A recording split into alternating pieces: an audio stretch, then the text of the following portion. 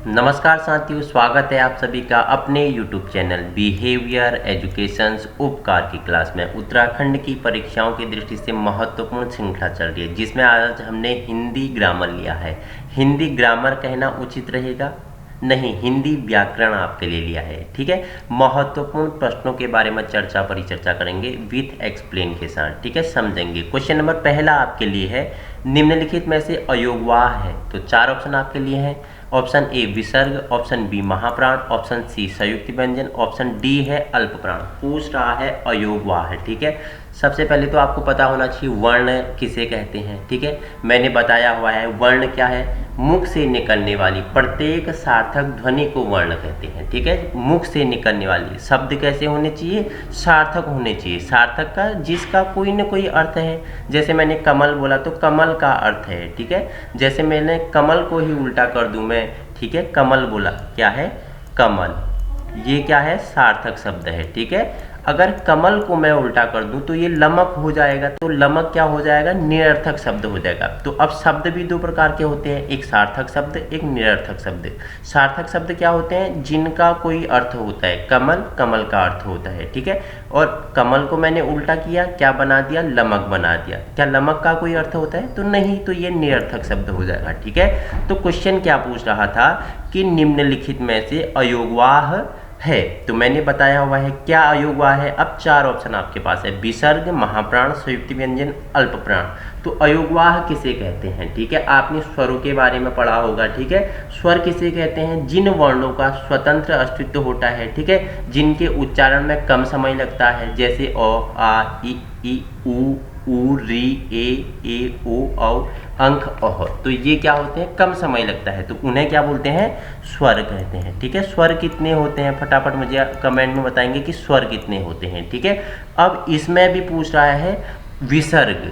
ठीक है, अयोगवाह में अगर पूछें, अयोगवाह की बात करें तो इन्हें क्या बोलते हैं, अयोगवाह कौन सा हो जाएगा, विसर्ग हो जाएगा। अब देखो, आपने तो स्वर पढ़े हैं। ठीक है, जो अंक और अह हैं, ठीक है, अंक को क्या बोलते हैं, अंक को बोलते हैं अनुस्वार, अंक को बोलते हैं अनुस्वार।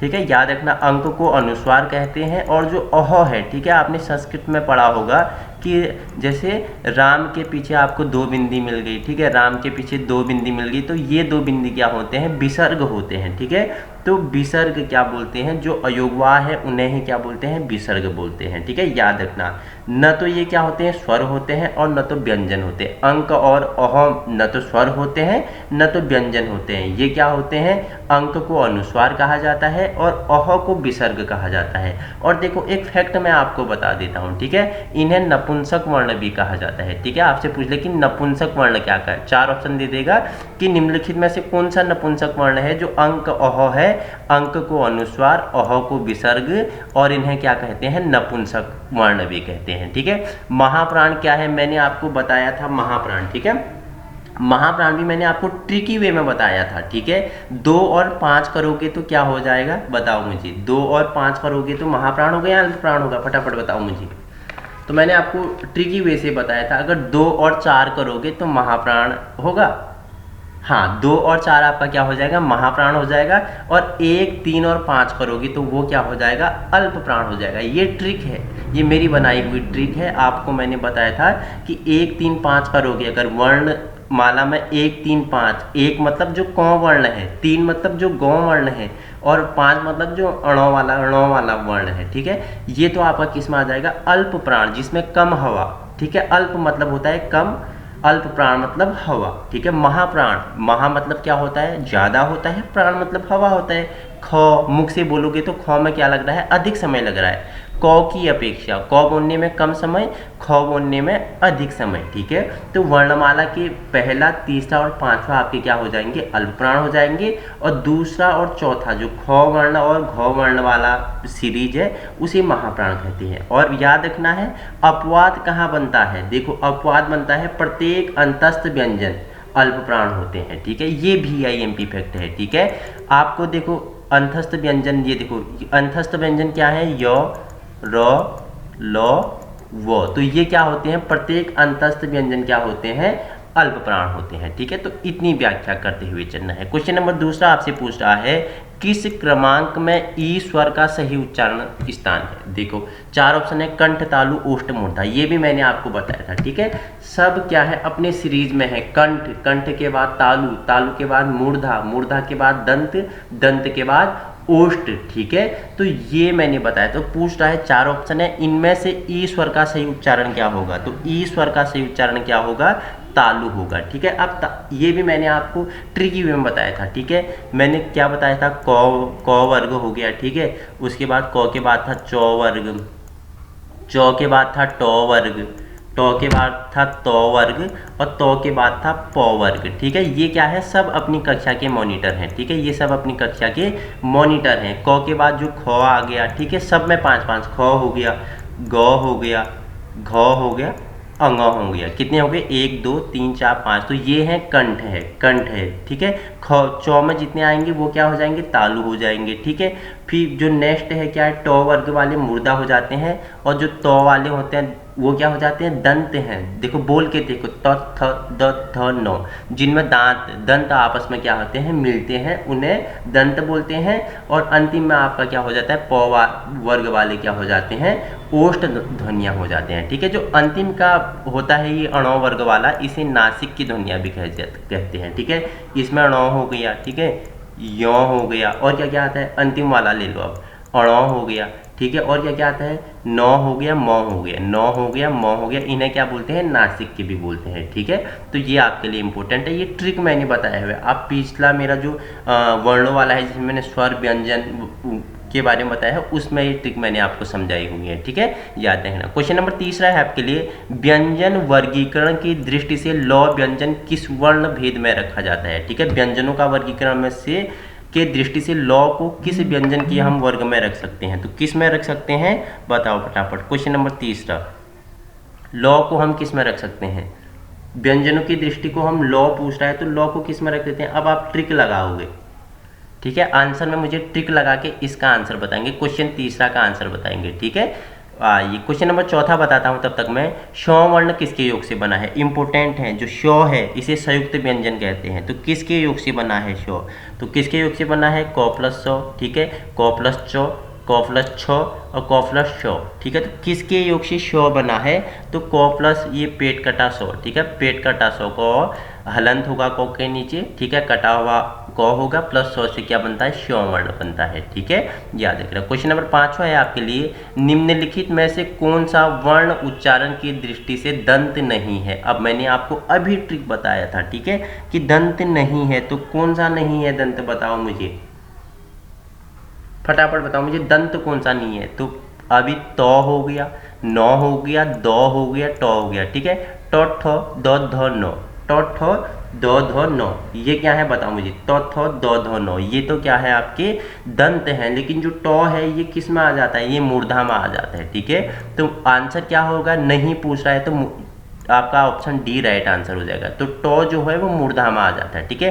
तो थो दो धो नो, ये क्या हो गए? दंत हो गए, और जो टो है ये आपका क्या है? मूर्धा में आ जाता है, ठीक है। क्वेश्चन नंबर 6 है आपके लिए, हिंदी शब्दकोश में शौ का क्रम किस वर्ण के बाद आता है? ठीक है, देखो सारा मैंने व्याकरण से लिए हैं आपके लिए। उसके बाद देखो इसमें क्या होंगे? समाज से भी होंगे, संधि से भी होंगे, और जो लिटरेचर से हैं उससे भी होंगे, ठीक है। सीरीज क्या है? मिक्स सीरीज है, आपके लिए इम्पोर्टेंट है। देखो ये रिवीजन क्लास है, ठीक है, रिवीजन क्लास है, रटने से नहीं होगा। आपने जो पहले मेरी वीडियो देखी है जिनमें मैंने ट्रिकी वे से समझाया हुआ है, ठीक है, वर्ण किसे कहते हैं, स्वर किसे कहते हैं, व्यंजन किसे कहते हैं, अल्पप्राण किसे कहते हैं, महाप्राण किसे कहते हैं, सघोष किसे कहते हैं, अघोष किसे कहते हैं, ठीक है। उसके बाद समास क्या है, संधि विच्छेद क्या है, उसमें अभी एक मात्रा, दो मात्रा, तीन मात्रा, ठीक है, आधा शब्द, ठीक है, अ आई, ये सारे मैंने ट्रिकी वे से समझाए हैं। देखो रटने से नहीं होगा, मैंने ट्रिकी वे से आपको समझाया कि एक मात्रा है, गुण संधि है या दीर्घ है, ठीक है। मुझे बताएंगे महर्षि में कौन सी संधि है, ये सारे ट्रिक से समझाए हुए हैं, पिछली वीडियो में ट्रिक से बताए हुए हैं। तो क्वेश्चन 6 आपसे पूछ रहा है, हिंदी शब्दकोश में शौ का क्रमवर्ण किसके बाद आता है? शौ का क्रमवर्ण बताएंगे। ऑप्शन 4 है, ए है आपका क, बी है आपका छ, सी है आपका त्र और डी है आपका ग्यों। फटाफट क्वेश्चन 6 का आंसर बताएंगे मुझे, क्या हो जाएगा? तो ऑप्शन ए आप क्या हो जाएगा, राइट आंसर हो जाएगा। शौ किसके बाद, कौ वर्ण के बाद शौ आता है, ठीक है। क्वेश्चन नंबर 7 है आपके लिए, यदि नीचे का होंठ पूरी तरह काट दिया जाए तो किस ध्वनि के उच्चारण में कठिनाई होती है, ठीक है। नीचे की होंठ को पूरी तरह काट दिया जाए, ठीक है, आप उसका प्रयोग न करें, ठीक है, तो किस ध्वनि के उच्चारण में आपको बोलने में कठिनाई होगी, तो बताओ मुझे किस ध्वनि को, ठीक है। बोल के देखना, आंसर उसके साथ बोल के देखना, अगर परेशानी होगी या नहीं होगी उसके बाद मुझे बताना, ठीक है। तो बौ को बोलने में क्या होगा, आपको परेशानी आएगी। नीचे के अगर ओंठों को अगर काट दें, होंठों को काट दें या उसे पकड़ के हम बौ बोल सकते हो, तो बोलो नीचे के ओंठों को पकड़ना है, जो होंठ है इसे हाथ से पकड़ो और बौ बोल के दिखाओ मुझे, तो आंसर क्या हो जाएगा, बौ आपका राइट आंसर हो जाएगा, ठीक है। क्वेश्चन नंबर 8 है आपके लिए, किस क्रमांक में अघोष व्यंजन है, ठीक है। सघोष और अघोष मैंने आपको बताया हुआ है, क्या थे सघोष क्या थे अघोष, ट्रिकी वे से बताया था मैंने, ठीक है। पिछली वीडियो में जैसे मैंने अल्पप्राण बताया 1 3 5 अल्पप्राण, 4 और 2 और 4 महाप्राण, ठीक है।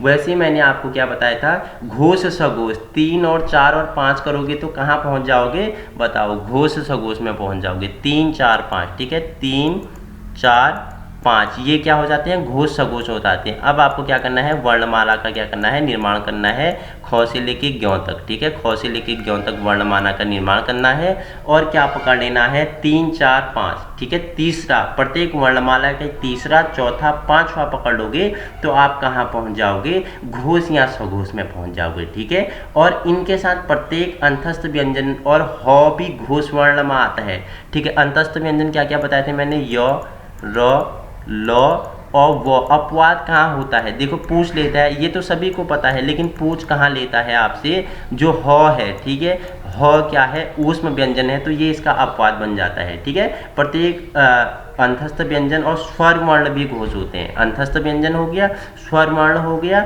और अपवाद कहाँ हो जाता है, ह में हो जाता है। ह भी आपका किस में आ जाता है, सघोष या घोष में आ जाता है। तो अब बताओ किस क्रमांक में घोष व्यंजन है, ठीक है। अब आंसर मुझे करेंगे, किस क्रमांक में घोष है, फटाफट बताओ। मैंने बताया घोष क्या है, तीसरा चौथा और पांचवा, तीसरा चौथा और पांचवा, तो घोष किस में है, आंसर आपका क्या हो जाएगा, 100 और श्योर, डी आपका राइट आंसर हो जाएगा, ठीक है। 100 और श्योर आपका क्या हो जाएगा, राइट आंसर हो जाएगा। क्वेश्चन नंबर 9 है आपके लिए, किस व्यंजन के उच्चारण में जिह्वा तालु से नहीं टकराती है। देखो शब्दों को बोलोगे ना, मेरे साथ दोहराओगे ना, तो तभी आपको पता चलेगा कि चल क्या रहा है। क्वेश्चन नंबर 9 पूछ रहा है कि वह कौन सा व्यंजन है जिसके उच्चारण में जीभ तालु से नहीं टकराती है। तो किसके उच्चारण में नहीं टकराती है, तो घ के उसमें नहीं टकराती है। लगा लो, आप बोल के देखो, जो घ है इसमें क्या आपकी जीभ तालु से टकरा रही है, देखो, आप देखो, प्रयोग करोगे तभी आपको पता चलेगा, ठीक है। घ बोल के देखो मेरे साथ, घ बोल के देखो, क्या तालु के साथ टकरा रही है जीवा, ठीक है। जीवा तालु के साथ टकराती है घ में, तो नहीं पूछ रहा है, तो ऑप्शन सी नहीं के हिसाब से ऑप्शन सी आपका क्या हो जाएगा, राइट आंसर हो जाएगा, ठीक है। क्वेश्चन नेक्स्ट है आपके लिए कि किस क्रमांक में अंतस्थ व्यंजन है। देखो अंतस्थ व्यंजन मैंने अभी आपको बताया था, तो अब आप बता देंगे क्या गौ घ में अंतस्थ व्यंजन है, नहीं, तो ये ऑप्शन तो क्या हो गया, एलिमिनेट हो गया, ठीक है। ऑप्शन बी है दो और धो में है, नहीं, ये भी आप क्या हो गया, हट गया, ठीक है। ऑप्शन सी में क्या है, नहीं है, ये भी हट गया। तो ऑप्शन डी में योरो लोवो, योरो लोवो, ये क्या होते हैं, अंतस्थ व्यंजन होते हैं। तो ऑप्शन डी आपका क्या हो जाएगा, राइट आंसर हो जाएगा, ठीक है। क्वेश्चन 11 है आपके लिए, नौ व्यंजन का उच्चारण स्थान है, ठीक है। नौ व्यंजन का उच्चारण स्थान मैंने अभी आपको देखो ट्रिकी वे से यहाँ पे बताया था, नौ व्यंजन, ठीक है। ये देखो नौ व्यंजन किस में आता है, ये है नौ व्यंजन, तो नौ व्यंजन किस में आता था मैंने बताया था, फटाफट बताओ अब मुझे। तो नौ व्यंजन किस में आ जाता है, जो नौ व्यंजन का उच्चारण स्थान क्या होता है, तो बताओ, मूर्धा और नासिक, ठीक है। ये देखो यहाँ पे ये गलत है, वर्तनी भी सुधार करना है, दंत है ये, ठीक है, दंत और नासिक। नौ व्यंजन किस में आता है, दंत और नासिक में आता है। ऑप्शन बी आपका क्या हो जाएगा, राइट आंसर हो जाएगा, ठीक है। क्वेश्चन 12 है, इजी है, वर्णमाला में कुल वर्ण है, तो बताना है वर्णमाला में कुल कितने वर्ण है, ठीक है। हिंदी में पूछ रहा है, ठीक है, हिंदी वर्णमाला में कुल कितने वर्ण है, तो कितने हैं बताओ मुझे। अंग्रेजी में कितने हैं, ठीक है, इंग्लिश में तो है आपके 26, ठीक है। 26 का दुगुना करोगे तो कितना हो जाएगा 56। तो हिंदी में कितने हैं 56। अब कुल पूछेगा तो आपके 56 हो जाएंगे, ठीक है। मूल पूछेगा तो आपके कितने हो जाएंगे 44 हो जाएगा, ठीक है। देखो क्वेश्चन अगर बदलेगा, अगर कुल पूछेगा तो 56, अगर मूल पूछेगा तो मूल में आपके क्या हो जाएंगे 44 होते हैं, ठीक है।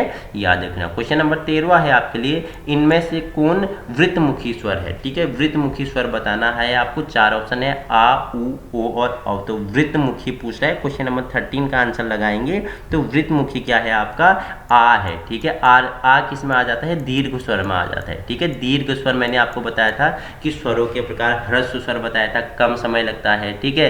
दीर्घ स्वर बताया था, प्लुप्त स्वर बताया था, ठीक है। और उसके साथ संयुक्त स्वर बताया था और एक और बताया था जिन्हें मूल स्वर कहते हैं, ठीक है। देखो स्वरों में जो मूल स्वर हैं वो कौन कौन से हैं, 4 मूल स्वर हैं, वो आपके लिए इंपॉर्टेंट होता है। तो 4 मूल स्वर कौन कौन कौन है, अ हो गया, ई हो गया, उ हो गया और री हो गया, ठीक है। मूल स्वर पूछे तो अ, ठीक है, अ हो गया, ई हो गया और आपका उ हो गया, री हो गया। इनकी संख्या कितनी होती है 4 होती है। और आप मुझे बताएंगे हिंदी वर्णमाला में शहीद वर्ण किसे कहते हैं, ठीक है। शहीद वर्ण के नाम से क्या जाना जाता है। तो क्वेश्चन नंबर 13 आपसे पूछ रहा था कि इनमें से कौन वृत्तमुखी स्वर है, तो आपका क्या हो जाएगा वृत्तमुखी स्वर हो जाएगा, ठीक है। किस क्रम में पश्च स्वर है, क्वेश्चन नंबर 14 का आंसर लगाएंगे। 4 ऑप्शन आपके लिए हैं ई, उ, ए, आई, ठीक है। तो किस में बोल रहा है कि पश्च स्वर है, तो किस में है तो उ आपका क्या हो जाएगा राइट आंसर हो जाएगा, ठीक है। अब देखो क्वेश्चन नंबर 15 इंपोर्टेंट है, श्योत्र ज्ञ है। तो क्या है श्योत्र ज्ञ, मैंने बताया था पहले बता दिया, तो क्या अब तो आपको बताने की जरूरत ही नहीं। श्योत्रज्ञ क्या है, श्योत्रज्ञ बताओ मुझे। श्योत्रज्ञ फटाफट बताएंगे मुझे। तो ये संयुक्त व्यंजन के अंतर्गत आते हैं, ठीक है। श्योत्रज्ञ क्या आते हैं संयुक्त व्यंजन में आते हैं, ठीक है। किस क्रम में स्पर्श संघर्षी व्यंजन है, तो मैंने बताया था आपको स्पर्श संघर्षी व्यंजन कितने होते हैं वो भी बताया था मैंने आपको, ठीक है।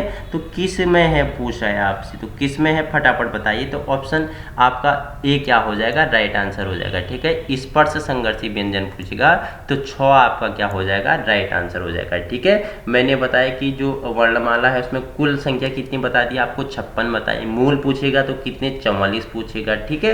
उसमें देखो अगर स्पर्शी व्यंजन पूछे तो स्पर्शी व्यंजन कितने होते हैं फटाफट बताओ मुझे। स्पर्शी व्यंजनों की बात करें बताओ मुझे स्पर्शी, तब तक मुझे आप स्पर्शी व्यंजन बताइए। इसके बारे में एक फैक्ट और बताता हूँ मैं, ठीक है। जो श्योत्रज्ञ है ना, इन्हें देखो क्या बोलते हैं संयुक्त व्यंजन भी बोलते हैं और मूल भी बोलते हैं, ठीक है। मूल भी कहा जाता है, आपसे मूल पूछ ले तो इन्हें मूल भी कहते हैं, ठीक है।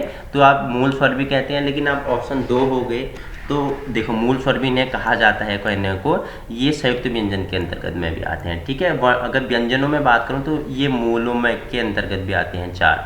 श्योत्रज्ञ, ठीक है, श्योत्रज्ञ, श्योत्र, ठीक है। तो क्वेश्चन नंबर 16 में आपसे पूछ रहा था स्पर्शी संघर्षी व्यंजन, तो ऑप्शन ए आपका क्या था राइट आंसर था, ठीक है। क्वेश्चन नंबर 17 है आपके लिए, पूछ रहा है किस क्रम में पार्श्विक व्यंजन है, किस क्रम में पार्श्विक व्यंजन है। ट, ठ, ल और च। तो पार्श्विक पूछेगा तो क्या आपका राइट आंसर हो जाएगा बताओ मुझे। क्वेश्चन नंबर 17 का क्या हो जाएगा ल आपका क्या हो जाएगा राइट आंसर हो जाएगा, ठीक है। क्वेश्चन नेक्स्ट है आपके लिए 18वां कि किस क्रम में तालव्य व्यंजन नहीं है पूछ रहा है। तो तालव्य व्यंजन किस में नहीं है, तो देखो 4 ऑप्शन है च, घ, स और य। तालव्य व्यंजन अब ट्रिकी भी आपको एग्जाम में क्या करना है, रब कार्य में आपका पूरा एक वर्णमाला बना लेना, क्योंकि एक वर्णमाला से आपके सारे क्वेश्चन क्या होने वाले हैं सॉल्व होने वाले हैं, ठीक है। सूत्र मान लो इस क्या जो आप वर्णमाला बनाओगे उसे सूत्र मान लो और उसके अनुसार आपके क्वेश्चन क्या होंगे तुरंत बनते रहेंगे। आप ट्रिक लगाएंगे, मेरे बताए हुए ट्रिक लगाओगे 1 3 5 4 5, तो ये क्या होगा 3 5 छत पे नमस्कार। मैंने बताया था 3 5 छत पे नमस्कार, व्यंजन संधि का नियम बताया था कि 3 5 छत पे नमस्कार क्या है व्यंजन संधि का नियम था, ये वहां मैंने आपको बताया था। क्वेश्चन 18 आपसे पूछ रहा है कि किस क्रम में तालव्य व्यंजन नहीं है, तो किस में नहीं है फटाफट बताएंगे मुझे। तो घ आपका क्या हो जाएगा ऑप्शन बी आपका क्या हो जाएगा राइट आंसर हो जाएगा, ठीक है। जिन स्वरों के उच्चारण में मोह सबसे कम खुलता है उसे क्या कहते हैं बता दिया था अभी मैंने, उन्हें उन्हें क्या बोलते हैं, और बताओ मुझे फटाफट, 19 का आंसर बताएंगे। उन्हें क्या बोलते हैं, समृद्ध स्वर बोलते हैं। क्या बोलते हैं, समृद्ध स्वर, जिनके उच्चारण में मुंह सबसे कम खुलता है, बहुत कम खुलेगा, आप उच्चारण करोगे तो समृद्ध स्वर उन्हें कहते हैं। ठीक है, क्वेश्चन नंबर 20 है आपके लिए, 9 व्यंजन का उच्चारण स्थान है। फिर आपका रिपीट हो गया, 9 व्यंजन का उच्चारण स्थान क्या है, अभी मैंने बताया था। ठीक है, तो ये क्या है, ये वर्तश नहीं है, ये है दंत। ठीक है, ये है दंत। दंत और नासिक में आता है आपका क्या, 9 व्यंजन। ठीक है, 9 व्यंजन दंत और नासिक के होता है। पुरोधा शब्द में संधि विच्छेद है। देखो 21वां संधि विच्छेद मैंने बताया था। पुरोधा में क्या है, विसर्ग संधि, पुरोधा। ठीक है, इनमें से कौन सा शब्द संधि का उदाहरण नहीं है। 4 शब्द दिए गए हैं और संधि का उदाहरण नहीं है। पूछ रहा है संसार, अत्यंत, सदाचार, सामाजिक। तो संसार संधि का उदाहरण है, तो बताओ मुझे। ठीक है, अंतस्थ, सदाचार और सामाजिक, तो संधि का उदाहरण नहीं है, तो क्या नहीं है, सामाजिक आपका क्या हो जाएगा, राइट आंसर ऑप्शन डी हो जाएगा। क्वेश्चन नंबर आपके लिए 23 है, किस समूह में यण संधि रहित शब्द है। यण संधि रहित पूछ रहा है। ठीक है, अवंती, सुकुयुत और न्यून हो गया। ठीक है, न्यून है, ये आधा 9 है, 9 के नीचे हलंत लगा है, न्यून हो गया। ठीक है, ऑप्शन बी है, पितृमति हो गया, यद्यपि हो गया और षडानन हो गया। ऑप्शन सी है मात्रानंद। ठीक है, नद्यपर्णन हो गया और देवयागम हो गया। ऑप्शन डी है देवेश्वरी हो गया। ठीक है, पृथुकार हो गया और क्या हो गया, नंदयुमति हो गया। तो किस में पूछ रहा है आपसे, अब देखो किस समूह में यण संधि रहित शब्द है, यण संधि रहित शब्द पूछ रहा है, तो किस में है आपका ऑप्शन, बताओ मुझे। ऑप्शन आपका क्या हो जाएगा, ऑप्शन बी आपका राइट आंसर हो गया। पितृमति हो गया, यद्यपि हो गया, षडानन आपका क्या है, ये क्या है आपका, तो ये यण संधि रहित शब्द है। ठीक है, क्वेश्चन नंबर 24 है आपके लिए, निम्नलिखित में से कौन से शब्द में विसर्ग संधि नहीं है। मैंने बताया था संधि वाला, मैंने आपको ट्रिक बताया था। ठीक है, तो इसमें मैंने मात्रा वाले आपके ट्रिक बताए थे, 1 मात्रा, 2 मात्रा, 3 मात्रा। ठीक है, आधा शब्द होगा। ठीक है, औ ऐ होंगे तो कौन से शब्द होंगे, किस में क्या लगेगा, वो मैंने आपको सारे क्या बताए थे, ये मैंने ट्रिकी वे में बताए थे। ये तो रिवीजन क्लास है, ट्रिकी वे जानने के लिए आप पीछे वाली वीडियो देख सकते हैं, वहाँ आपको समझ में आ जाएगा। नहीं तो मैं एक पूरा ही क्या करा लेंगे, मैराथन क्लास करा लेंगे, जिसमें आपको ट्रिक बता देंगे। ठीक है, तो निम्नलिखित में से कौन सा शब्द में विसर्ग संधि नहीं है पूछ रहे हैं, तो विसर्ग संधि किस में नहीं है, मनोकूलन। किस में, मनोकूलन आपका क्या हो जाएगा, राइट आंसर हो जाएगा। ठीक है, क्वेश्चन नंबर नेक्स्ट है आपके लिए 25, निम्नलिखित में से कौन सा शब्द व्यंजन संधि का है। ठीक है, शब्द व्यंजन संधि का पूछ रहा है। ठीक है, ये देखो 100 के नीचे हलंत लगा है, तो ये स्वागत है। ठीक है, उच्छ्वास है, सरोवर है, सरोस है, पूछ रहा है कि व्यंजन संधि का है। ठीक है, कौन सा शब्द व्यंजन संधि का है, फटाफट व्यंजन संधि के अंतर्गत पूछ रहा है आपको। 4 ऑप्शन आपके पास दिए हुए हैं, तो आंसर आपको क्या करना है, लगाना है। तो ऑप्शन बी क्या है आपका राइट आंसर, उच्छ्वास हो जाएगा। ठीक है, क्वेश्चन 26 है आपके लिए, निम्नलिखित में से सही संधियुक्त शब्द कौन सा है। 4 आपके लिए ऑप्शन है। ठीक है, गति धन अवरोध बराबर क्या होता है। ठीक है, अभिधन ईर्ष्या बराबर क्या होता है, ईर्ष्या बराबर क्या होता है। ठीक है, गुरु धन उपदेश क्या होता है, लघु धन उत्तर क्या होता है। ठीक है, तो पूछ रहा है कि सही संधियुक्त शब्द कौन सा है, तो देखो पहचानने से ही आपको पता चल रहा है सही कौन सा है, लघु धन उत्तर बराबर क्या होता है, लघु उत्तर होता है। तो ऑप्शन डी आपका क्या हो जाएगा, राइट आंसर हो जाएगा। ठीक है, क्वेश्चन नंबर आपके लिए 27 है, इनमें से सही संधि विच्छेद का उदाहरण है। फिर आपके लिए 4 ऑप्शन है। ठीक है, तथा धन एव तथैव। ठीक है, ठीक है, स्वधन क्या होता है, स्वच्छ होता है। ठीक है, महाधन ऋषि। ठीक है, क्या होता है, महाधन ऋषि महर्षि होता है। और अनुधन ऐसन। ठीक है, अन्वेषण। तो अब पूछ रहा है, क्वेश्चन क्या पूछ रहा है, पूछा सही संधि विच्छेद का उदाहरण है। सही कौन सा है मुझे बताएंगे फटाफट। सही संधि विच्छेद का उदाहरण क्या होगा, महाधन ऋषि। ठीक है, महाधन ऋषि क्या हो जाएगा, बराबर हो जाता है महर्षि। तो महर्षि में कौन सी संधि विच्छेद लगी है, आप मुझे बताएंगे कि महर्षि में कौन सी संधि विच्छेद लगी है, फटाफट बताएंगे मुझे। जिन्होंने मेरी पहली वाली वीडियो देखी है वो तो मुझे बता देंगे कि महर्षि हो गया। ठीक है, देखो अब मैं आपको ट्रिक बता देता हूँ एक बार। यहाँ पे महर्षि की बात कर तो महर्षि में कौन सी संधि है, दीर्घ संधि है। ठीक है, इसमें नियम क्या था आपका, संधि का मैंने आपको नियम बताया था। ठीक है, जो संधि वाली क्लास थी, जो इनमें आपको मैंने नियम बताया था कि 1 मात्रा, 2 मात्रा, ठीक है, 3 मात्रा और आधे शब्द होगी। और क्या पता था, औ ऐ औ वाले जो शब्द होते हैं वो संधि वाले मैंने आपको यहाँ पे नियम समझा है। पूछेगा महाधन ऋषि तो महर्षि। तो अब संधि आपको क्या पकड़ना है, नियम को पकड़ना है। जिन शब्दों के मध्य में, याद रखना कि जिन शब्दों के मध्य में ए ओ अल लगे हो, ठीक है, ए ओ अल लगे हो, वो किसके उदाहरण हो जाते हैं, दीर्घ संधि के उदाहरण हो जाते हैं। पहचान करने का ट्रिक है ये, ठीक है। जिन शब्दों के मध्य में क्या लगे हो, ए लगा हो, ठीक है, ओ लगा हो, ठीक है, अर लगा हो, तो ये क्या हो जाते हैं, दीर्घ संधि की। रटने से तो आपको पता नहीं चलेगा, तो नियम अगर याद रखोगे तो जिंदगी भर नहीं भूलोगे। बोलो अब याद रखना है, ठीक है। नरेंद्र, बताओ कौन सी संधि है, नरेंद्र, ठीक है। पुष्पेंद्र, कौन सी संधि है, फटाक से बताएंगे मुझे। पुष्पेंद्र हो गया, ठीक है। सुरेंद्र हो गया, ठीक है, सुरेंद्र हो गया। अब क्या करना है, इसमें आप नियम लगा दो, ठीक है। जिन शब्दों के मध्य क्या लगा हो, ए लगा हो, ओ लगा हो, अल लगा हो, वो क्या हो जाएंगे, सर झटक से क्या हो जाएंगे, दीर्घ संधि हो जाएंगे। कैसे, नरेंद्र, ए लगा है ना, नरेंद्र। जिन शब्दों के मध्य में एक मात्रा, दूसरा नियम बता रहा हूँ, ठीक है। जिन शब्दों में एक एक मात्रा हो, मध्य में एक एक मात्रा हो, नरेंद्र हो गया, पुष्पेंद्र हो गया, और बता दो मुझे, ठीक है, सुरेंद्र हो गया, नरेश हो गया, कोई भी उदाहरण ले लो। जिन शब्दों के मध्य में ए ओ अल लगा हो, जिनके मध्य में एक मात्राएं हैं, नरेंद्र, पुष्पेंद्र, सुरेंद्र हो गया, और क्या हो जाएगा, नरेश हो गया, और सत्येंद्र हो गया, परमेश्वर हो गया, सामेश हो गया, यथेष्ट हो गया, राजेंद्र हो गया। और ओ से अगर बात करें, ये तो अर वाली, ए वाली बात थी। ओ से बात करें तो वीरोचित, परोपकार, हितोपदेश, सूर्योदय हो गया, जलोभी हो गया, महोदय हो गया। देखो वीडियो पोस्ट करके देखना जो मैं शब्द बोल रहा हूँ, और इन्हें फिर ट्रिक में लगाना आप, ठीक है। देखो जिनके मध्य में ए मैंने बताया, नरेंद्र, सुरेंद्र, नरेश, पुष्पेंद्र, सत्येंद्र, परमेश्वर, ठीक है। इनके मध्य में क्या लगा है, ए लगा है, एक मात्रा है, तो दीर्घ संधि, ठीक है। दूसरा इसका नियम क्या है, जिनके मध्य में ओ, वीरो, वीरोचित, याद रखना वीरोचित, ठीक है, लिखो वीरोचित। मध्य में क्या आ रहा है, ओ आ रहा है, वीरोचित हो गया, ठीक है। परोपकार हो गया, हितोपदेश हो गया, सूर्योदय हो गया, जलोभी हो गया, महोदय हो गया, ये क्या है, दीर्घ संधि। इसी में तीसरा नियम, अल लगा हो, देवर्षि, ठीक है, सप्तऋषि, ठीक है, राजर्षि, ब्रह्म ऋषि, तो महर्षि, ठीक है। तो महर्षि आपका उत्तर भी बन रहा था। तो महर्षि पूछ रहा था कि सही संधि विच्छेद का उदाहरण क्या है, महर्षि।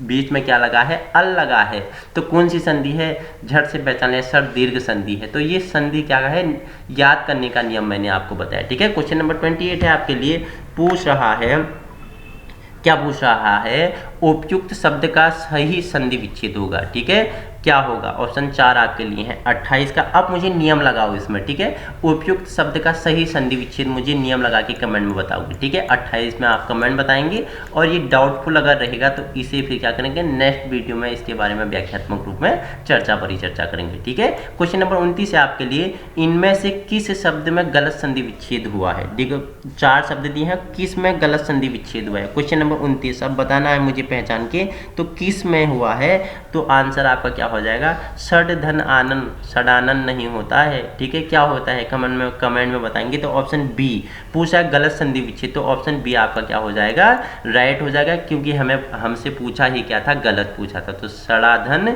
न आनंद नहीं होता है, षडधन आनंद नहीं होता है, ठीक है। बताएंगे मुझे क्या होता है, ठीक है। क्वेश्चन नंबर 30 है आपके लिए, किस समूह में सभी शब्द संधि युक्त हैं। अब पूछ रहा है, देखो 4 ऑप्शन आपके पास है, और सभी में सही संधि युक्त है। एक ऑप्शन ऐसा है जिसमें क्या है, सारे क्या है, संधि के सही उत्तर हैं, बाकी क्या है, सारे गलत हैं। तो बताए जिन शब्दों के मध्य में क्या लगा हो, ए लगा हो, और ओ लगा हो, अल लगा हो, उन्हें बोलते हैं दीर्घ संधि। दीर्घ संधि ट्रिक लगाया तो ऑप्शन डी आपका क्या हो जाएगा, मनोज हो गया, ठीक है। उत्तर आपका क्या हो जाएगा, नरेश हो गया।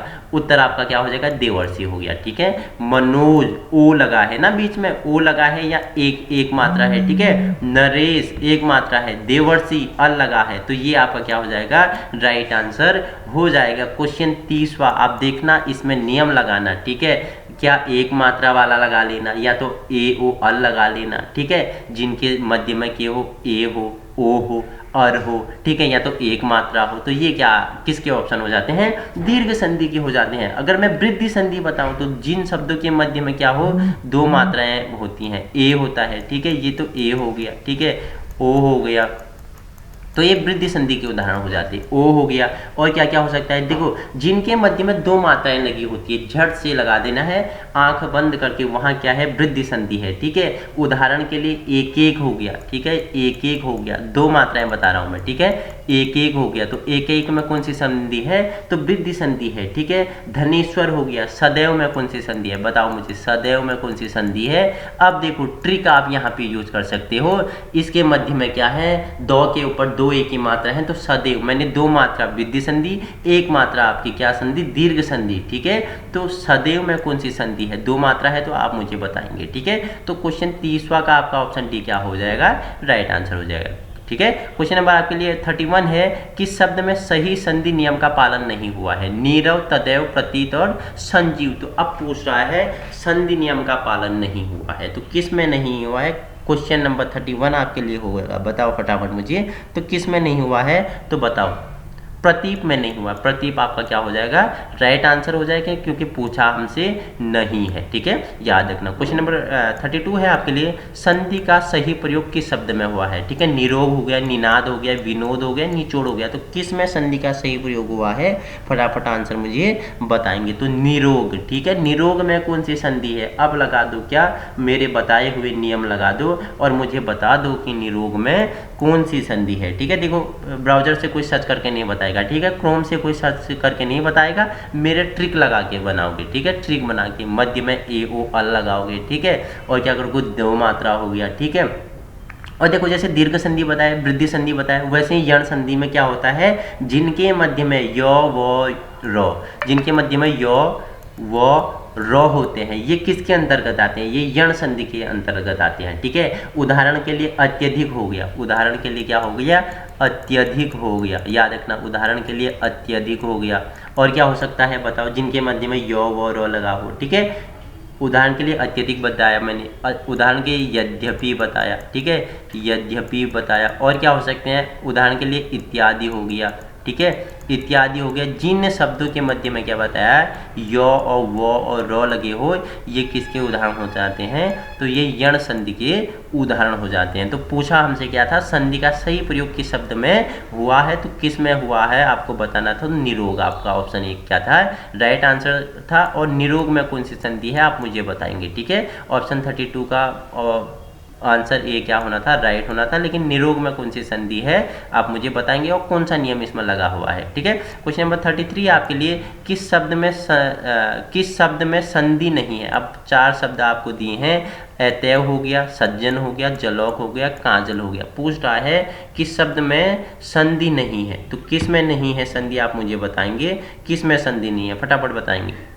तो ऑप्शन आपका क्या हो जाएगा, ए तो आपका अतैव है, बी आपका सज्जन है, सी आपका जलौक है। ठीक है, और डी आपका काजल है। ठीक है, तो किस में संधि नहीं है, तो काजल में संधि नहीं है। ठीक है, काजल में क्या नहीं है, संधि नहीं है। ऑप्शन डी आपका क्या हो जाएगा, राइट आंसर हो जाएगा। 32 का क्या चले जाएंगे, डी के साथ चले जाएंगे। ठीक है, क्वेश्चन नंबर 34 है आपके लिए, किस क्रमांक में सही संधि का उदाहरण नहीं है। फिर चार ऑप्शन आपके संधि के, तो पूछ रहा है सही उदाहरण नहीं है, तो मेरे हिसाब से अपना अगर नियम लगाओगे तो सीधे आंसर तक पहुंच जाओगे। मनोधन प्रसाद। ठीक है, मनोप्रसाद, मनोधन प्रसाद, ऑप्शन डी आपका क्या हो जाएगा, राइट आंसर हो जाएगा। ठीक है, क्वेश्चन नंबर 35 है, पूछ रहा है अभ्यर्थी का संधि विच्छेद होगा। बताओ अभ्यर्थी का संधि विच्छेद क्या हो जाएगा, फटाफट बताएंगे। 35 का आंसर, अभ्यर्थी का संधि विच्छेद क्या होगा। नियम मैंने आपको बता दिया था, अभिधन अर्थी, अभिधन अर्थी बराबर क्या होता है,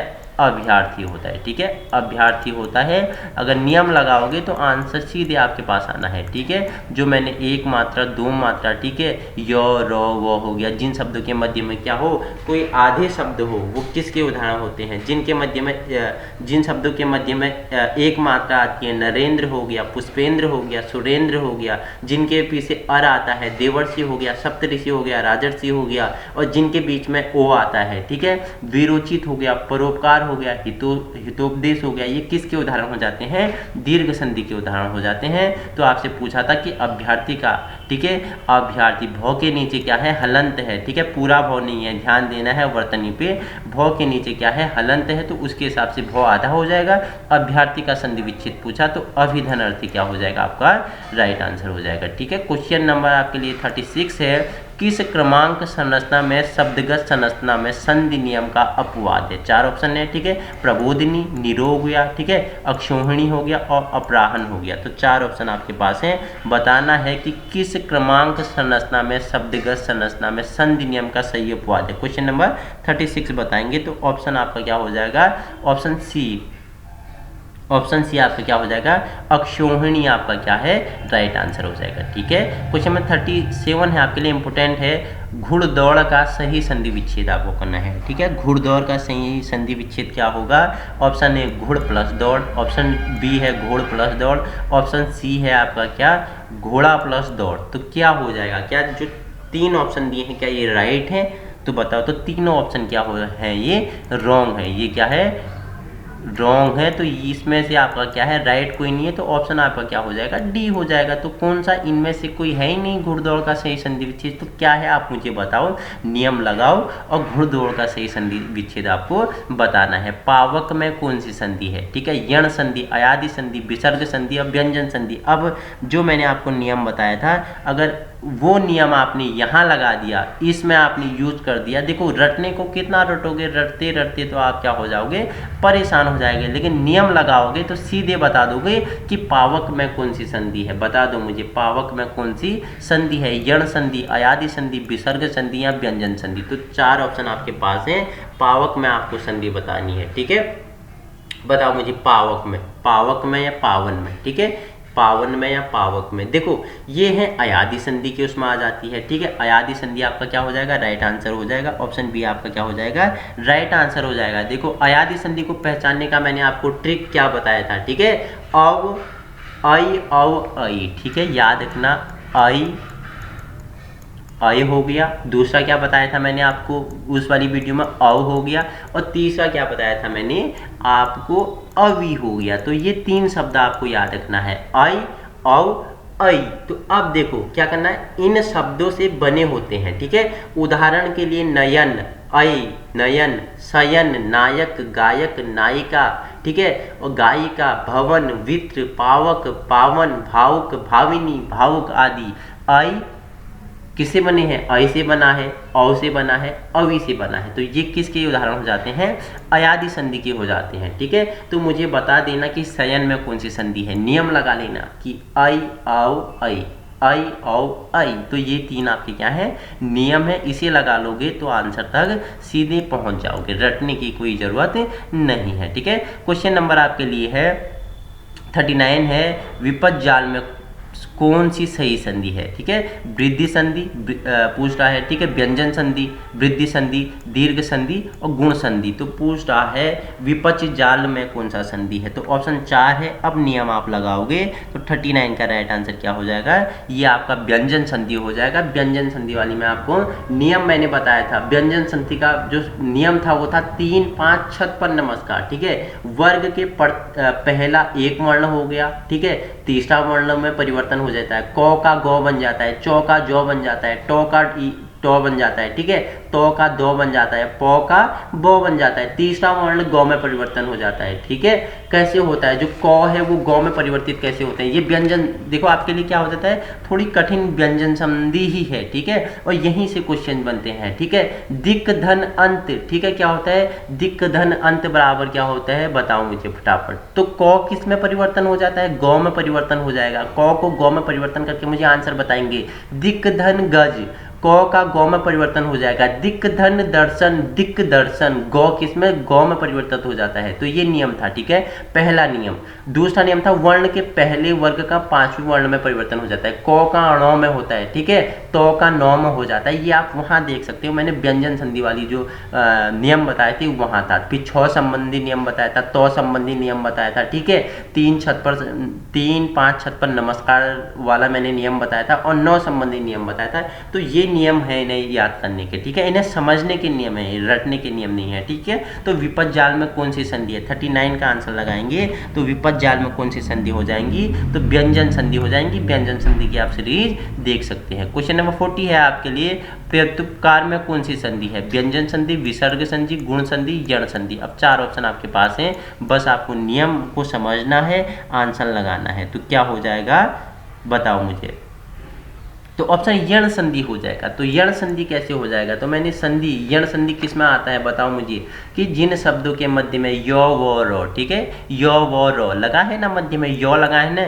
प्रत्युपकार में य लगा है ना, मध्य में य र, और तीसरा क्या बताया था मैंने, य र, य व र, य व र। तो देखो प्रत्युपकार के मध्य में क्या लगा है, य लगा रहा है, तो उसके अनुसार, नियम के अनुसार, और सही आंसर क्या हो जाएगा, यण संधि हो जाएगा, ठीक है।